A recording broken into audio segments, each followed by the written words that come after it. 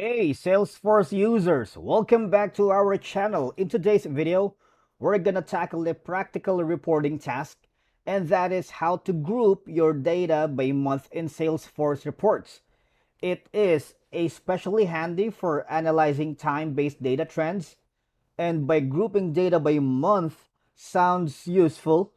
And if you are eager to learn how to do it, you are in the right place. We've got you covered. But before we dive into all of it, make sure you hit that subscribe button and ring the notification bell so you never miss out on our latest content. Okay, so first things first, all you gotta do is go to the web browser of your choice. Right now, I'm using Google Chrome. You can use any other browsers like Brave, Safari, Microsoft Edge, and whatnot. All right, so you go to salesforce.com, and then if you do not have an account yet, please create one. It's just easy, it's super fast and simple. Once you've successfully created your account, log in using your credentials. And once you've gained access, all you gotta do is here you will see the your interface, right? And then once you are in our interface, go to reports. If you have already created a report, like right here, okay,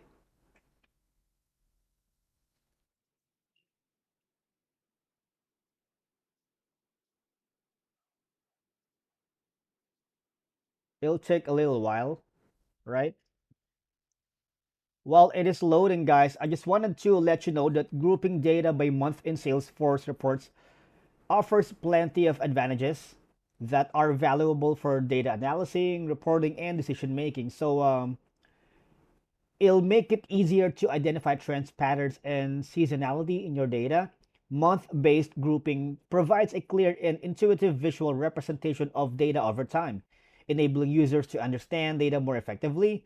And also, sales teams can use monthly reports to assess sales performance, track trends, evaluate the effectiveness of sales strategies and campaigns. Marketing team benefit from monthly data grouping to analyze the impact of marketing efforts, identifying successful campaigns, and adjust strategies accordingly. And monthly reports help monitor operational activities such as customer report cases, project milestones, or inventory levels. Now, businesses can allocate resources more effectively by analyzing monthly data and adjusting resource allocation as needed. Now, okay, if that is the case, why not we create one? Okay,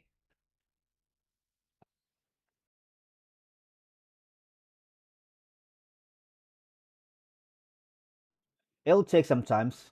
Oh, okay, let's try it again.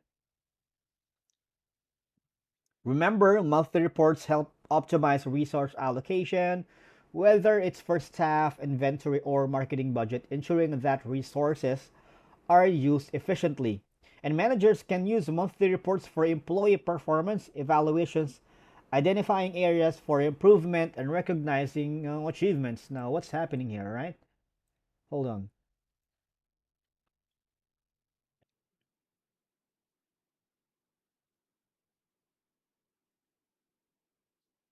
The system might be having a idle time for now, but you know what?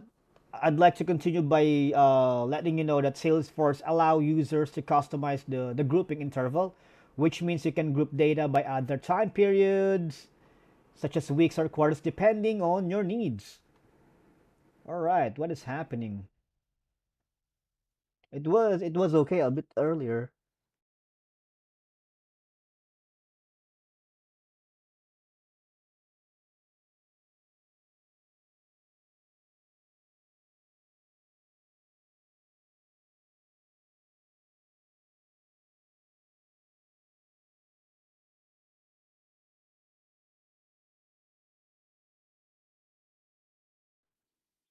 I'm not sure what's happening with Salesforce right now, but maybe it'll take some time, a little while. And also, if you have like a business that is subject to regulatory reporting requirements, Monthly grouping ensures compliance with reporting schedules and intervals. And I'm not sure what's happening right now, but when you hover to your reports tab, all you gotta do is there's an option at the very top right,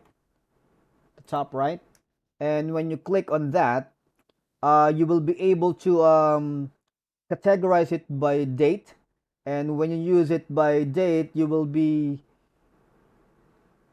allocating it even to your targeted date. Let's say, for example, a month, and that's it. That's the wrap for today's video, and I'm sorry if we're having difficulties with the with Salesforce. Probably they're down, but I'll see you in the next video. Thank you guys for watching.